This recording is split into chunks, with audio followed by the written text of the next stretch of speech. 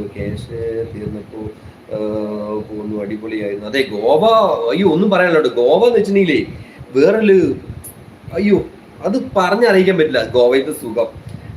ഞങ്ങൾ പോയിട്ട് ഇതേപോലെ തന്നെയായിരുന്നു, വരണമെന്നില്ല.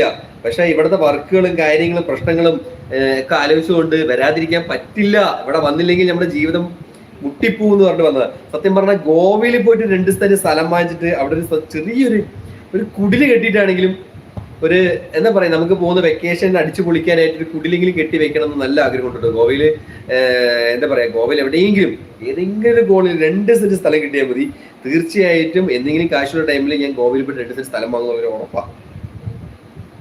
അതായത് ടൂറ് നമ്മൾ പോയതിൽ ഏറ്റവും കൂടുതൽ നമുക്ക് പറയാലോ, ഇപ്പൊ 2 സെന്റ് സ്ഥലമൊക്കെ വാങ്ങണം എന്ന് നമുക്ക് തോന്നി, അവിടെ സെറ്റിൽ ആണെന്ന് തോന്നിയ ഒരേ ഒരു സ്ഥലം ഗോവയാണ്. ചൂട് കാര്യങ്ങളെല്ലാം ഉണ്ടാവും അവിടെ, എല്ലാം ഓക്കെയാണ്. പക്ഷെ അവിടുത്തെ ലൈഫ് സ്റ്റൈൽ, അയ്യോ ഒന്നും